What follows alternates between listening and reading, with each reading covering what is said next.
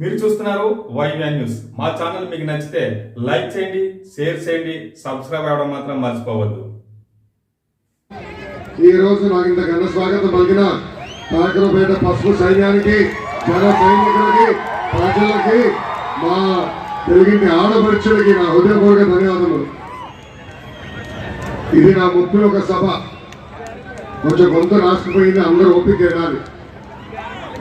ఉత్తరాంధ్ర గర్జించింది.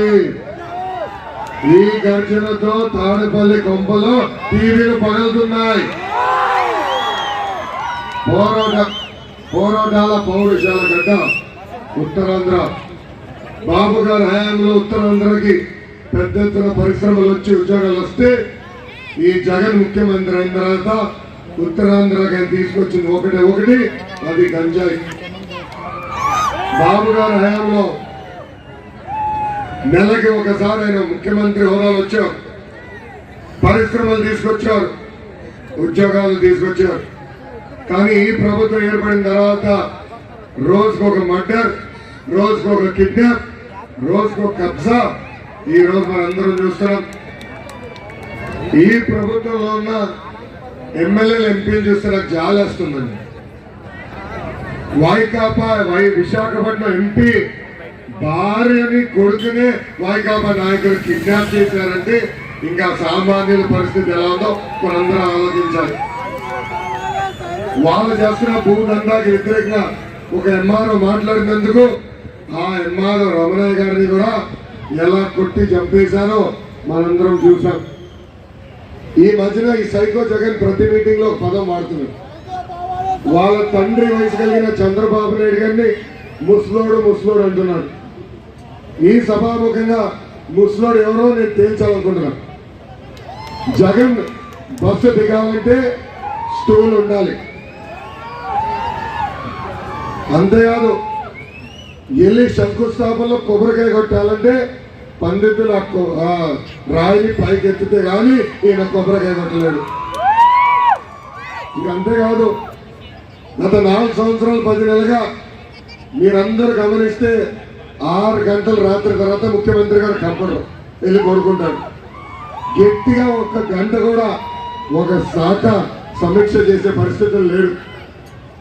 ఈ మధ్యన బైక్లో ఎక్కడో కనపడ్డాడు ఫోటోలు. ఇటు నుంచి 4 పట్టుకుంటారు, అటు నుంచి 4 పట్టుకుని ఈయన మటుకు పిల్ల పాపేలాగా కూర్చుంటాడు. ఈ సభాముఖంగా నేను జగన్ని సూటిగా ఒక ఛాలెంజ్ ఇస్తున్నాను. తిరుమల కొండ కానివ్వండి, పక్కన రామ్ తీర్థం కొండ కానివ్వండి, మీరు డిసైడ్ చేయండి. చంద్రబాబు నాయుడు గారు వస్తారు, మీరు వస్తారు, ఇద్దరు పైకి నడవండి. ఎవరు ముస్లింలో ప్రజలకు అర్థమైపోతుంది. ఇప్పుడు మీ అందరికి ఒక చిన్న క్విజ్ పెడుతున్నా. రెడీనా? జగన్ కి బాగా ఇష్టపడేది ఏంటి? ఆప్షన్ ఇవ్వాలి నేను. మొదటి ఆప్షన్ ప్యాలెస్లు, 2వ ఆప్షన్ డబ్బులు, 3వ ఆప్షన్ బూతులు.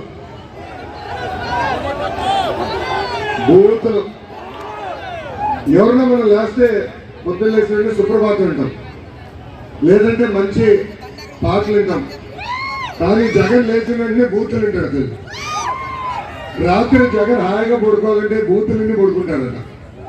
ఇది నేను చెప్తాం కాదు తల్లి, వాళ్ళ పార్టీకి చెందిన సొంత ఎంపీలు, ఎమ్మెల్యేలు ఈరోజు బయటకు వచ్చి చెప్పే పరిస్థితి. ఏకంగా ఇక్కడ ఉన్న ఎమ్మెల్యేని ఎందుకు పంపించేశాడో తెలుసా? ఆయన్ని, చంద్రబాబు నాయుడు గారిని, లోకేష్ ని బూతులు తిట్టమన్నారంట. ఈయన అన్నాడు, ఏమైనా చేస్తా కానీ బూతులు తిట్టని లేపా అంటే, వద్దులే నువ్వు ఎమ్మెల్యేగా వద్దని టికెట్ ఇవ్వకుండా పంపించేశాడు. ఇది ఈరోజు నియోజకవర్గ పరిస్థితి. ఎన్నికల ముందు నవరత్నాలు అని చెప్పాడు, ఇప్పుడు బూతుల రత్నం ఇస్తున్నాడు. మొదటి బూత్ రత్నం ఎవరికి ఇచ్చాడు తెలుసా? ఎవరు? సన్నాసి కొడాలి నాడికి. ఇక్కడ చాలా మందికి తెలీదు, 10th క్లాస్ పేపర్ లీక్ లో జగన్ ని పోలీసులు పట్టుకుని హైదరాబాద్ లో ఉన్న పంజగుట్ట పోలీస్ స్టేషన్ లో చితకబాదారు. చాలా మందికి తెలియని విషయం. అందుకే ఆనాడు జగన్ వ్యక్తి నాడు నేడు కార్యక్రమం చేస్తే అందరూ అబ్బా ఎంత బాగా చేస్తున్నారు అనుకున్నారు. 32,000 పాఠశాలల్లో మొదలైన ఈ కార్యక్రమం ముందరికి వెళ్ళట్లేదు. అంతేకాదు ఎంత కన్నింగ్ అంటే ఈ జగన్ ఏకంగా ఆనాడు మన కట్టిన భవనాలకి టాయిలెట్లకి ఏకంగా ప్రహరీ గోడలకి ఈయన ఈ రోజు పెయింట్లు వేసి ఆయన మీద పొడిచాడు పీకాడని చెప్పే పరిస్థితికి వచ్చాడు. అమ్మా ఈ రోజు ఆంధ్ర రాష్ట్రంలో విద్య మనకి దూరమైంది. 117 జియో తీసుకొచ్చి ఏకంగా ఈ పాఠశాలలన్నీ కల్పించాడు. దానివల్ల మన పిల్లలు చదువుకోవాలని బయలుదేరితే కిలోమీటర్లు నడిచే పరిస్థితి ఈ రోజు వచ్చింది. దీనివల్ల ఆంధ్ర రాష్ట్రంలో బడికి వెళ్తున్న పిల్లల సంఖ్య తగ్గిపోయింది. ఇది నేను చెప్తాం కాదు, ఈ ప్రభుత్వం పెట్టిన నివేదికలో భారతదేశంలో దక్షిణ భారతదేశంలోనే డ్రాప్ అవుట్ రేట్ అంటే బడికి వెళ్లే విద్యార్థులు మానేసిన సంఖ్య అగ్రస్థానంలో ఆంధ్ర రాష్ట్రం నిలబడింది. భారతదేశంలోనే అది 12.6% ఉంటే ఇప్పుడు ఆంధ్ర రాష్ట్రంలో ఏకంగా 16.3% పెరిగిపోయింది. 2022-23లో అంటే ఒకే ఒక సంవత్సరంలో 1,73,000 మంది విద్యార్థులు ప్రభుత్వ బడికి వెళ్లకుండా మానేసే పరిస్థితి ఆంధ్ర రాష్ట్రంలో వచ్చింది. అందుకే సభాముఖంగా ప్రజలకు నేను హామీ ఇస్తున్నా, తెలుగుదేశం జనసేన ప్రభుత్వం ఏర్పడిన వెంటనే 117 జియో రద్దు చేస్తాం. మళ్ళీ బడిని మన ప్రాంతానికి మన విద్యార్థుల దగ్గర తీసుకొచ్చే బాధ్యత నేను తీసుకుంటాను. ఇక్కడ నిరుద్యోగులు కూడా గుర్తుపెట్టుకోవాలి, అన్నా ఎన్టీఆర్ గారు కానీ చంద్రబాబు నాయుడు గారు కానీ కలిపితే ఏకంగా ఆంధ్ర రాష్ట్ర చరిత్రలో ఎవరు చేయని విధంగా 1,75,000 ఉపాధ్యాయుల పోస్టులు ఆనాడు భర్తీ చేస్తాం కూడా జరిగింది. జగన్ ఈ మధ్యన పదే పేదవాళ్ళకి ధనవంతుల మధ్యన యుద్ధం జరుగుతుందని చెప్తున్నాడు. జగన్ పదే పేదవాడని చెప్తున్నాడు. నిజమే తల్లి, జగన్ 1,00,000 కోట్ల ఆస్తి ఉన్న పేదవాడు. నిజమే, జగన్ 1,00,000 రూపాయలు విలువైన చెప్పులు వేసుకుని తిరిగే పేదవాడు. నిజమే, జగన్ 1,000 రూపాయలు ఖరీదైన వాటర్ బాటిల్ నుంచి నీళ్లు తాగే పేదవాడు. నిజమే, జగన్ కి భారతీయ సిమెంట్స్ సాండూర్ పవర్ ప్లాంట్ ఉన్న పేదవాడు. నిజమే తల్లి, జగన్ కి హైదరాబాద్, బెంగళూరు, మంగళగిరి, ఇడుపులపాయ, ఇప్పుడు వైజాగ్ లో 500 కోట్ల రూపాయలు ఖర్చు పెట్టి ప్యాలెస్ కట్టించుకున్న పేదవాడు తల్లి.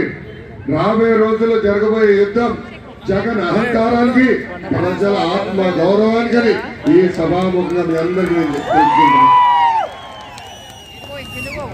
మీ లోకేష్ ని చూస్తే జగన్ కి భయం.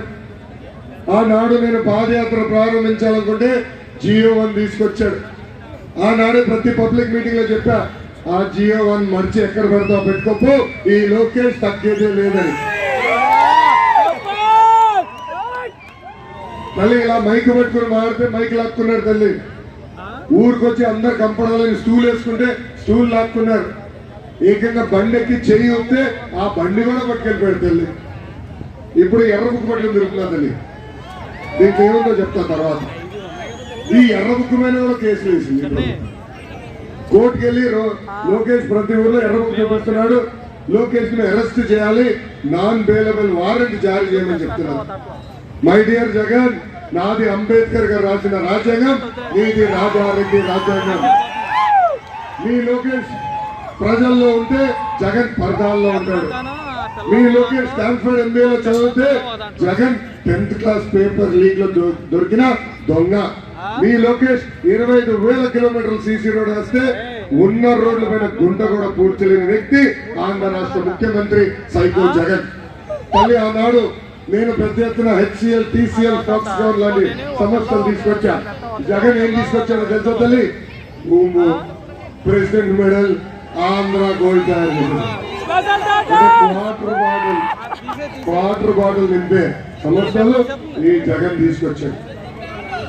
తల్లి జగన్ ఒక అద్భుతమైన కటింగ్ ఫిట్టింగ్ మాస్టర్. ఏంటది? కటింగ్ ఫిట్టింగ్ మాస్టర్ తల్లి. ఆయనకి 2 బట్టలు ఉండే తల్లి. బల్ల పైన మీ గంపడే బులుగు బట్ట, బల్ల కింద ఎర్ర బట్ట. బులుగు బట్ట నొక్కుతాడు, అకౌంట్ లో 10 రూపాయలు పడుతుంది, నేను ఒప్పుకుంటా.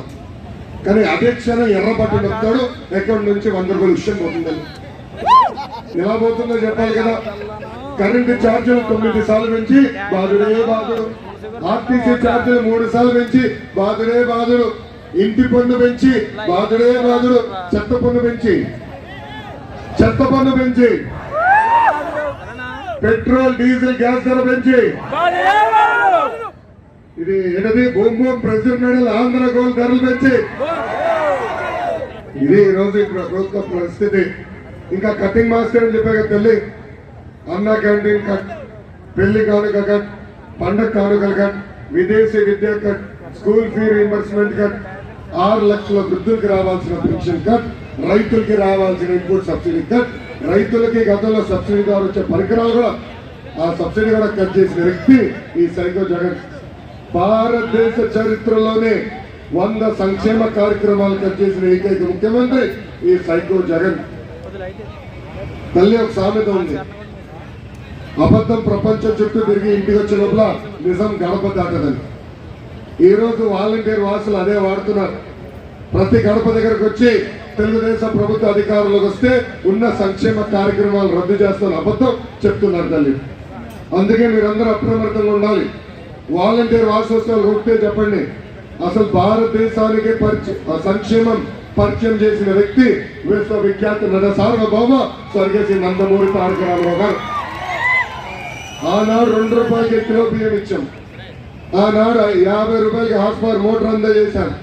మహిళలకి ఆనాడే ఆస్తుల్లో సమాన హక్కు కల్పించాం. అన్నా ఎన్టీఆర్ గారిని స్ఫూర్తిగా తీసుకుని చంద్రబాబు నాయుడు గారు ముఖ్యమంత్రి అయినప్పుడు ఉచితంగా గ్యాస్ కనెక్షన్ అందజేశారు. డ్వాక్రా సంఘాలు ఏర్పాటు చేశారు. మొన్న ముఖ్యమంత్రి అయితే ఏకంగా పసుపు కుంకం, అన్నదాత సుఖీభావ, చంద్రన బీమా, అన్న క్యాంటీన్, స్కూల్ ఫీ రీయింబర్స్మెంట్, చాలని 200 రూపాయల పెన్షన్ ని 2000 రూపాయలు చేసిన ఘనత కూడా చంద్రబాబు నాయుడు గారిదే. మీరు పడుతున్న కష్టాలు చూశాం. అందుకే పవన్ అన్న చంద్రబాబు గారు కలిసి బాబు సూపర్ 6 హామీలు ఇచ్చారు. దాంట్లో మొదటి హామీ నిరుద్యోగ యువకులకి 5 సంవత్సరాల్లో 20 లక్షల ఉద్యోగాలు కల్పించే బాధ్యత మేము తీసుకుంటున్నాం. ప్రతి సంవత్సరం డిఎస్సి ఏర్పాటు చేస్తాం.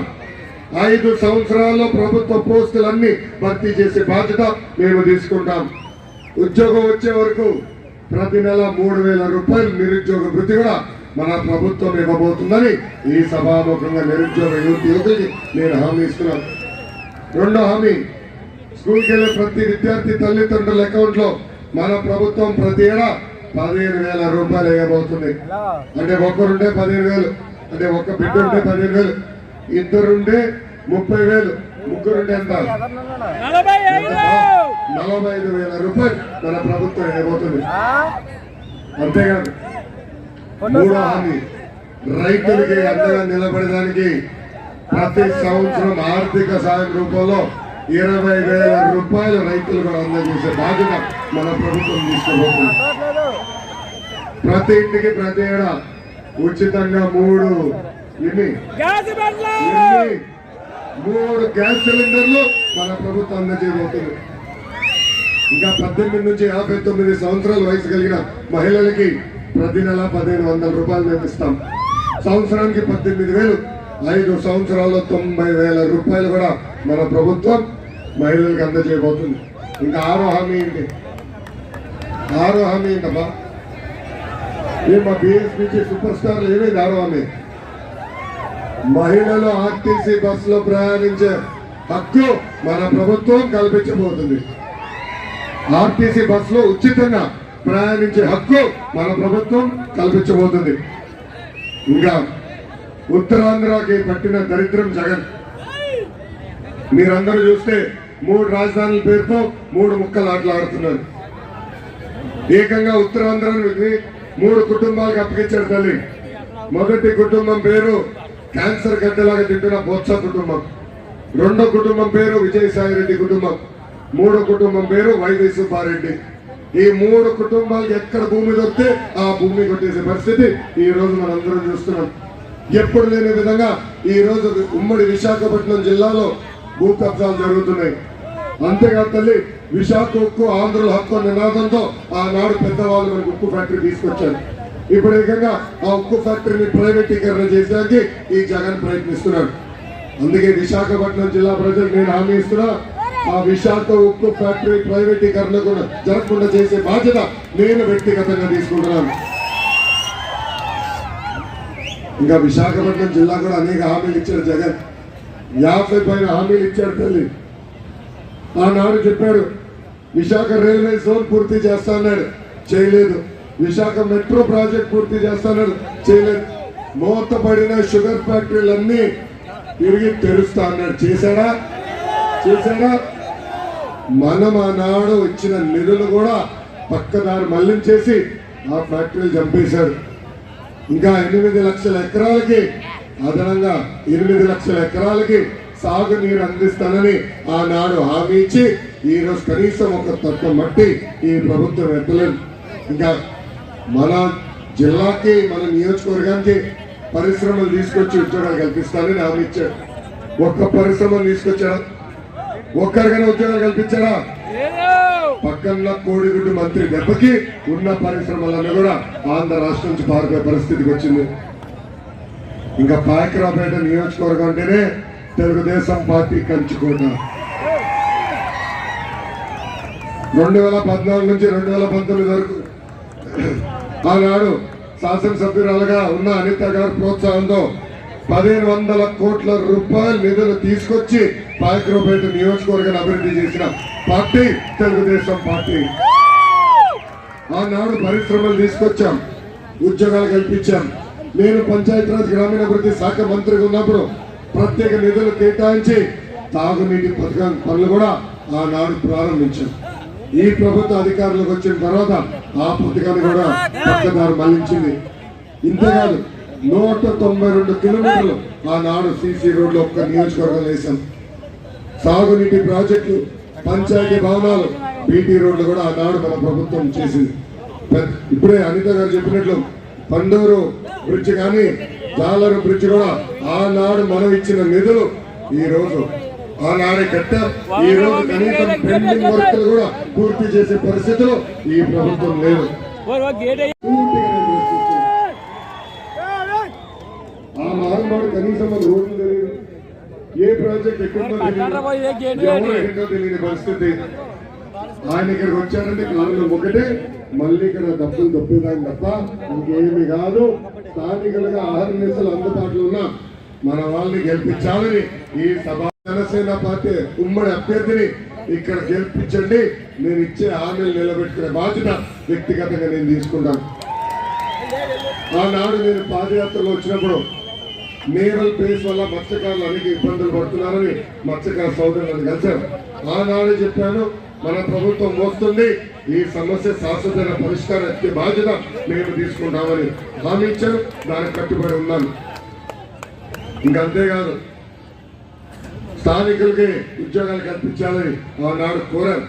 తప్పనిసరిగా కంపెనీతో సంప్రదింపులు చేస్తాం, స్థానికులకి ఉద్యోగాలు కూడా కల్పించే బాధ్యత మేము తీసుకుంటామని ఈ సభాముఖంగా నేను హామీ ఇస్తున్నాను. ఇంకా ప్రతి ఇంటికి ఉచితంగా నీటి కుళాయి ద్వారా సురక్షితమైన తాగునీరు కూడా అందించే బాధ్యత మన ప్రభుత్వం తీసుకుంటుంది. ఇంకా జగన్ ఆనాడు షుగర్ ఫ్యాక్టరీలు అన్ని తెప్పిస్తా అన్నాడు. మనం ఇచ్చిన నిధులు కూడా ఇవ్వకుండా పక్కదారి పట్టించాడు. మన ప్రభుత్వ అధికారులకు వచ్చిన తర్వాత కార్మికుల్ని, రైతుల్ని కూడా ఆదుకునే బాధ్యత మేము తీసుకుంటాం. ఇంకా మన నియోజకవర్గంలో ఉన్న ఉపమార్గ గుడిని కూడా ఆనాడు 100 కోట్ల రూపాయలు ఖర్చు పెట్టి అభివృద్ధి చేసింది మన ప్రభుత్వం. ఈ ప్రభుత్వ అధికారులకు వచ్చిన ఒక్క రూపాయి కూడా ఖర్చు పెట్టాం. ఆ గుడిని కూడా అభివృద్ధి చేసే బాధ్యత మేము తీసుకుంటామని ఈ సభాముఖంగా ఈ రోజు ఈ సభకి చేనేత సోదరులు పెద్ద ఎత్తున వచ్చారు. గతంలో మీకు వలలు, బోట్లు, ఐస్ బాక్సులు, మోపెడ్లు అందేందుకు వేతన నిషేధ సమయంలో పెన్షన్ కూడా పెంచిన ప్రభుత్వం తెలుగుదేశం ప్రభుత్వం. ఈ రోజు ఈ ప్రభుత్వం అధికారంలో వచ్చిన తర్వాత మీకు రావాల్సిన సంక్షేమ కార్యక్రమాలన్నీ రద్దు చేశారు. 2 నెలల్లో ఓపిక పట్టండి. దామాషా ప్రకారం మేము నిధులు కేటాయిస్తాం, పెద్ద ఎత్తున మిమ్మల్ని ప్రోత్సహించే బాధ్యత మేము తీసుకుంటామని ఈ సభాముఖంగా మత్స్యకారులకు నేను హామీ ఇస్తున్నాం. తెలుగుదేశం పార్టీ బలం, తెలుగుదేశం పార్టీ బలం, తెలుగుదేశం పార్టీ కార్యకర్తలు. ఆర్ఎస్ఎల్ పార్టీకి అండగా నిలబడింది మీరు. నాయకులు పార్టీ మారి వెళ్ళిపోయినా నమ్మకున్న పార్టీని కాపలా కాసిన వ్యక్తులు తెలుగుదేశం పార్టీ కార్యకర్తలు. భారతదేశంలోని కార్యకర్తల పార్టీ అంటే గుర్తొచ్చే మొదటి పార్టీ తెలుగుదేశం పార్టీ. అందుకే ఆనాడు కార్యకర్తలకు అండగా నిలబడడానికి ఒక కార్యకర్తల సంక్షేమ నిధి ఏర్పాటు చేశాం. ప్రమాదంలో కార్యకర్తలు చనిపోతే వాళ్ళ కుటుంబాలకి 2 లక్షల రూపాయలు ఇచ్చి ఆదుకున్న పార్టీ తెలుగుదేశం పార్టీ. ఈ యొక్క కార్యక్రమం ద్వారా ఇప్పటికి 100 కోట్ల రూపాయలు ఖర్చు పెట్టిన పార్టీ తెలుగుదేశం పార్టీ. కార్యకర్తల బిడ్డల్ని చదివించలేకపోతే వాళ్ళ బిడ్డల్ని దత్తత తీసుకుని చదివిస్తుంది నా తల్లి భువనేశ్వరి అమ్మ. నాకు అక్క చెల్లెలు లేరు, అన్న తమ్ముడు లేరు, కానీ అన్న ఎన్టీఆర్ నాకు 60 లక్షల మంది అక్క చెల్లెలు అన్న తమ్ముడు నాకు ఇచ్చారు. ప్రతి కార్యకర్తని నా గుండెల్లో పెట్టుకుని కాపాడే బాధ్యత వ్యక్తిగతంగా నేను తీసుకుంటానని ఈ సభాముఖంగా కార్యకర్తలు